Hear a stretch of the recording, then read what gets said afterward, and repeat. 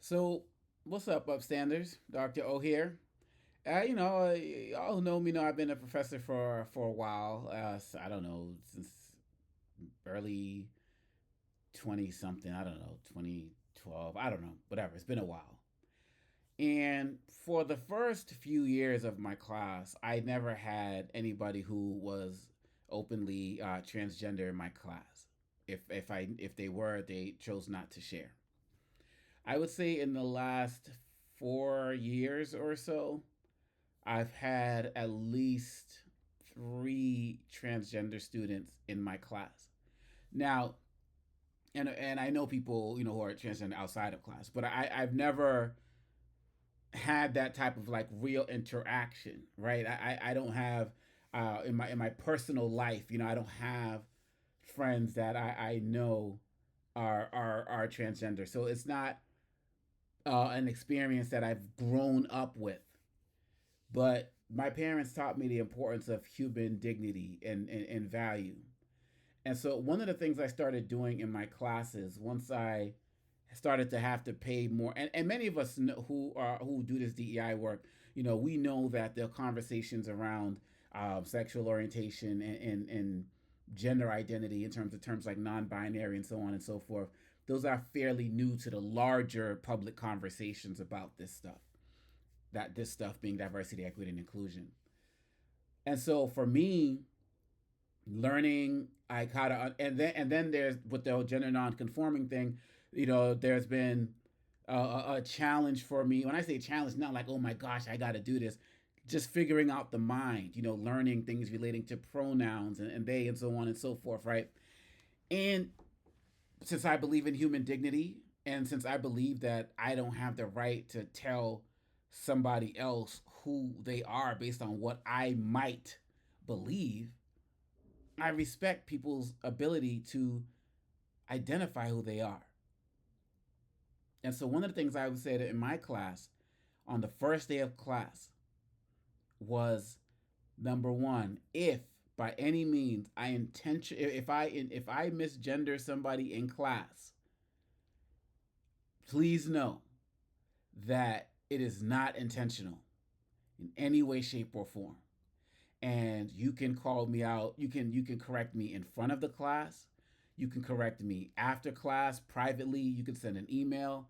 I'll correct myself in front of everybody next week, because I would never intentionally do that to somebody, regardless. If even if I felt like transgender people shouldn't even be transgender people, I believe, like, which is not a thought of mine.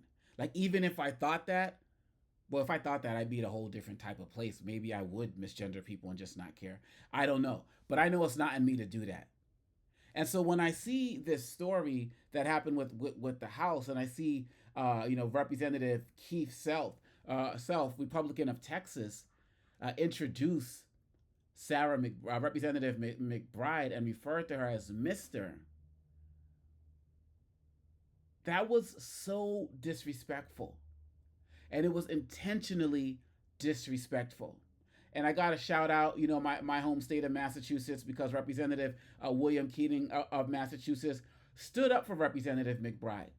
Because here's the thing: even if Representative Self doesn't believe in transgender people, or anti LGBTQ and so on and so forth, all he had to do was say Representative McBride.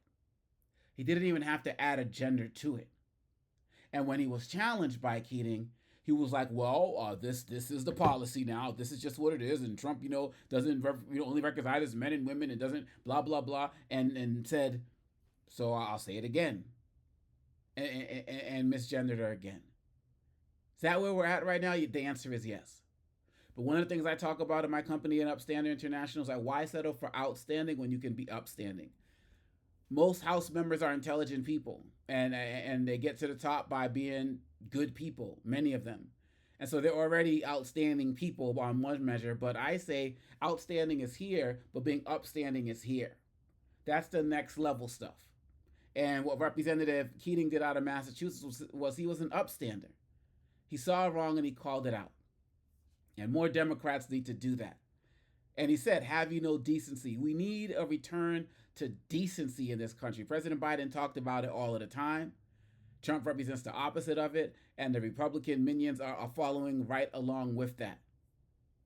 And we have to be the ones to force people to do better. And Keating could have confronted him afterwards, but Keating said, you are not going to continue this hearing with me here if you don't recognize that. And if you saw the look on Representative McBride's face when it was said, and you saw her drop her head and just keep going, it just reminded me of struggles of so many other groups in this country who just have to, who choose to just take it because they're fighting for something better.